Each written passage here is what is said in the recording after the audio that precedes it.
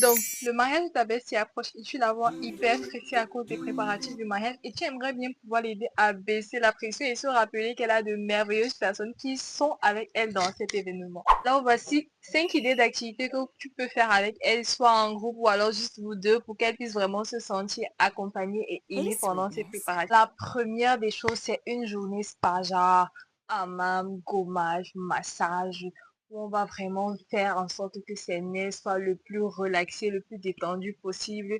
Et où elle va sortir un peu charme. On est d'accord que quand tu es belle, posez, tu es tranquille. Donc la deuxième idée ici, c'est une journée genre shooting photo. Vous pouvez partir dans un parc, dans un zoo, ou tout simplement chez un photographe pro où on va la maquiller, la chouchouter. Elle va porter une très belle tenue que peut-être tu auras choisie pour elle, faire de très belles photos. Donc la troisième des choses ici, c'est cuisiner. On est d'accord que beaucoup de femmes se sentent beaucoup plus détendues lorsqu'elles font à manger. Il ne s'agit pas ici de foutou, de couscous. Non, non, non, non, non.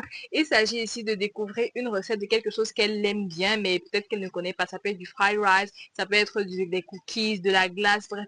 Quelque chose dont elle raffole et qu'elle ne maîtrise pas encore forcément la recette. Ou même encore quelque chose que son chéri aime bien Yes. et qu'elle aimerait bien apprendre avant d'entrer en mariage. Il y a tellement d'idées et de possibilités. Donc, vous pouvez vous rapprocher de quelqu'un qui maîtrise la chose dans un environnement assez soft, hein, parce que ne partez pas encore la mettre dans la fumée. Elle va bientôt se marier. La quatrième chose que tu pourrais faire, c'est vraiment une activité soit en plein air, soit si vous avez une très grande maison et tout, c'est faire une petite chasse au trésor. C'est genre dans la maison où tu dissimules quelques objets qu'elle va devoir retrouver. Ça va l'aider à se détendre. On est d'accord que c'est une activité ludique, loin des écrans. Éviter les écrans. Les écrans, c'est pas forcément très bon. Donc, faire une activité où elle sera amplement en contact avec la nature, où elle va un peu marcher, vous allez rire et tout le reste. Donc, si le budget est beaucoup plus grand, vous pouvez faire une chasse au trésor international. Genre, vous commencez à Douala, Yaoundé, Zanzibar, Maldives, etc.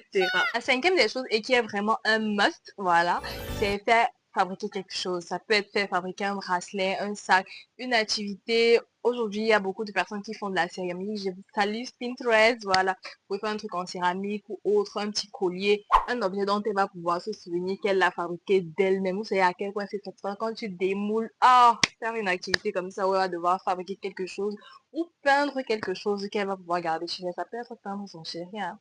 Ça dépend. Si tu veux d'autres astuces de ce genre, écris juste en commentaire. Good night, ouais!